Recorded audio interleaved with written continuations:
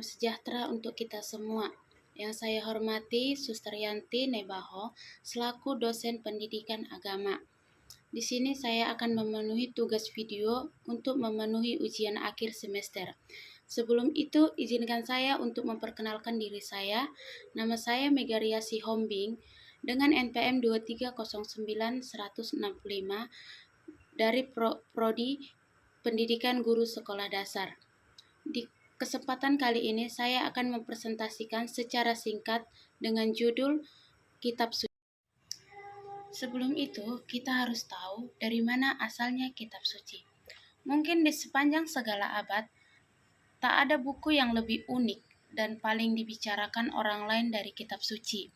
Walau sejumlah orang meragukannya ataupun membencinya, namun kitab suci tetap terbukti merupakan buku yang paling banyak orang sepanjang sejarah. Walaupun di sepanjang sejarah ada banyak orang yang bermaksud melenyapkan kitab suci seperti sejumlah kaisar Romawi di abad-abad awal yang mengeluarkan dekret untuk membakar semua kitab suci. Toh kenyataannya ada saja salinan kitab suci yang tetap survive dan kitab suci tetap eksis sampai saat ini. Voltaire, seorang tokoh Enlightenment dari Prancis yang dikenal karena sikap skeptiknya terhadap gereja, konon pernah memperkirakan bahwa di abad ke-19 kitab suci akan menjadi buku antik yang hanya dipajang di museum. Namun faktanya, kita lihat sekarang perkiraan Voltaire meleset jauh, sebab yang terjadi adalah sebaliknya. Kita lihat kitab suci itu berada di mana-mana, seperti itu ya. Setelah wafatnya, namun Voltaire dan tulisannya mungkin hanya dikenal dalam buku sejarah, tetapi kitab suci yang kita lihat sekarang masih tetap hidup dan dibaca banyak orang seperti kita umat Kristiani dan menjadi pegangan kita bagi kehidupan kita sampai saat ini. Bible atau dalam bahasa Indonesianya yaitu kitab suci. Bible ini berasal dari kata Yunani yaitu biblos atau biblon. Kita mengenal kata Bible dalam artian sekarang dari Santo Hieronymus di abad keempat yang menyebutnya sebagai The Holy Books atau The Books, ta Biblia.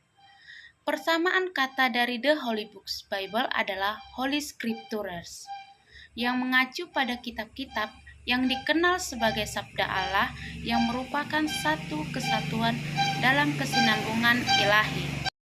Adapun beberapa pengertian kitab suci yang bisa kita lihat. Yang pertama yaitu secara etimologis. Kanon berasal dari kata Yunani yang berarti tongkat besi yang lurus. Pengertian itu kemudian berkembang, artinya menjadi tongkat pengukur, maka kanon juga berarti sebatang tongkat atau kayu pengukur yang tertulis di Yehemia 40 ayat 3. Tongkat pengukur atau tertulis juga di 42 ayat 16 atau tongkat pengukur. Yang kedua, arti kiasan. Arti kata itu adalah seperangkat peraturan standar norma atau kaidah dalam hal etika model dan literatur. Dalam sejarah gereja abad 1, kata kanon itu dipakai untuk menunjuk pada peraturan atau pengakuan iman. Tetapi pada pertengahan abad keempat, dimulai oleh Athanasius, kata ini dipakai untuk menunjuk pada Alkitab dengan Alkitab 66 kitab yang telah memenuhi standar peraturan-peraturan tertentu yang diterima juga oleh gereja sebagai kitab-kitab kanonik yang diakui diinspirasikan oleh Allah. Di sini kita bisa mengetahui pengertian kanon kitab suci. Kanon Alkitab atau kanon kitab suci itu adalah suatu daftar kitab yang dianggap sebagai kitab suci yang berwibawa atau otoritatif oleh komunitas keagamaan tertentu. Kata kanon itu berasal dari bahasa Yunani atau kuno, kafo yang berarti mistar atau tongkat pengukur. Istilah tersebut pertama kali dicetuskan oleh umat Kristen untuk merujuk pada kitab suci. Tetapi gagasan tersebut dikatakan berasal dari umat Yahudi. Kanon Alkitab juga dapat juga dipahami sebagai sebuah daftar kitab yang menjadi standar atau aturan yang bersifat normatif bagi umat. Seperti ada pertanyaan, kapan terjadi kanon Alkitab? Nah, Alkitab sendiri menolak dengan tegas pendapat bahwa Alkitab turun atau jatuh dari surga. Itu biasanya tertulis di Lukas 1 ayat 1 sampai 4. Yang kedua, tidak pernah ada satu peristiwa tertentu yang terjadi yang menandai dimulainya kanon Alkitab. Tetapi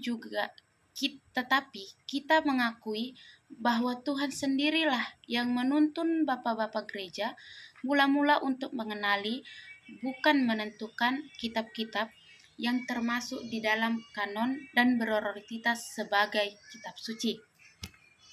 Ini juga harus menjadi pengakuan penting bagi kita umat Kristen bahwa Alkitab sebagai firman Allah yang tertulis. Akan tetapi firman Allah sekalipun manusia tidak mengesahkannya, karena pengesahan terhadap Alkitab datang dari Allah dan dari Alkitab itu sendiri. Perjanjian Lama telah lengkap pada 400 sebelum Masehi dan Perjanjian Baru pada 70 Masehi.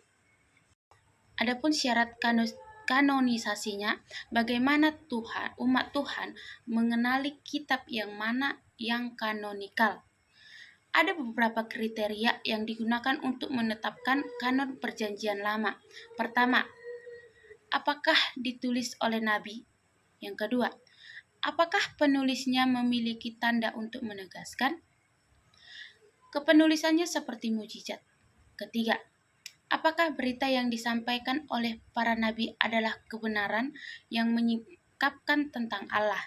Yang keempat, apakah tulisan para nabi memiliki kekuatan transformatif? Dan yang terakhir, apakah tulisan nabi itu diterima oleh umat Allah? Di sini juga ada 3 kriteria umum yang digunakan untuk menetapkan kanon Perjanjian Baru. Yang pertama, kerasulan atau apostolicity, yaitu apakah suatu tulisan ditulis oleh rasul atau orang-orang yang berada di dalam inner circle-nya. Yang kedua, pengajarannya yang benar atau ortodoksi, yaitu apakah tulisan ini mengajarkan kebenaran seperti yang diajarkan Tuhan Yesus dan para rasul. Yang ketiga, penerimaan gereja atau acceptability, yaitu apakah gereja sendiri menerima kanon itu. Jadi, kesimpulan dari hasil presentasi saya yaitu kitab suci adalah sebuah karya yang diinspirasi oleh Roh Kudus, harus dibaca dan dipahami dalam terang iman.